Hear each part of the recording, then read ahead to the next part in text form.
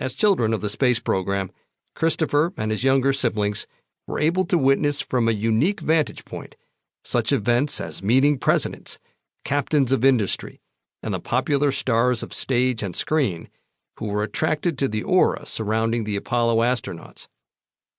Son of Apollo provides an intimate account of what it was like to be a child of an Apollo astronaut.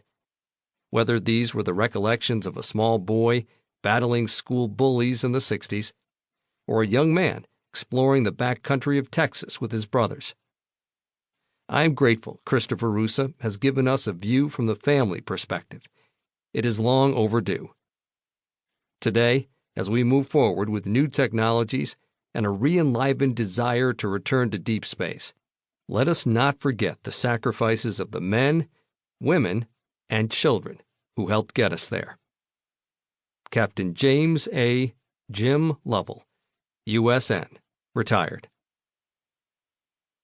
Captain Jim Lovell was the commander of Apollo 13, along with CMP Jack Swigert and LMP Fred Hayes. An explosion on the way to the moon threatened the life of the crew, but the mission returned safely to Earth in an unprecedented tale of survival. Jim's book, Lost Moon, was used as the basis of the movie Apollo 13. He also flew on Apollo 8, the first mission to orbit the moon in 1968. He had earlier flown on Gemini 7 and 12, making Lovell the first person to fly into space 4 times. Preface. While I was on deployment to Kabul, Afghanistan, this book started as a conversation at our compound bar, the Talabar. There, conversations can be pretty brutal. We were living in a war zone. We knew people were out to kill us. We lived through threats every day from rockets, mortars, and vehicle-borne improvised explosive devices, VBIED. Some explosions would rock the building. We routinely had attacks against us on our compound. We lost friends. We honored their sacrifice. We moved forward. This was a war. I would wake up each morning and, while brushing my teeth, look into the mirror, knowing that someone had been up all night trying to figure out how to kill me.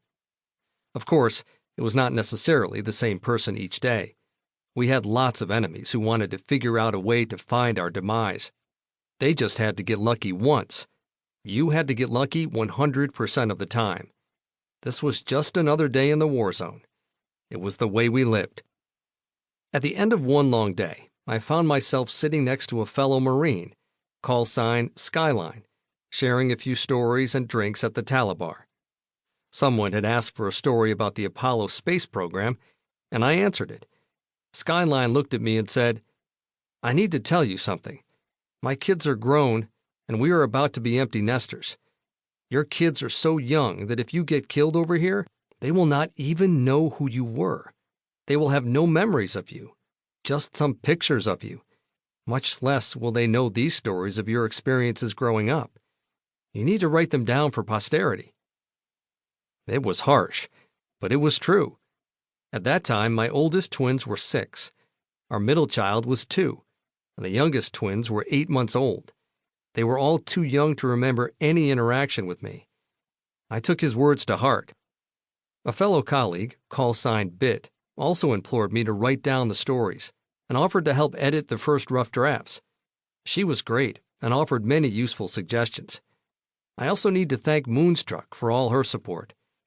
I also wish to thank my wonderful wife Danielle, who, through her love, efforts, time, and support, made this book possible.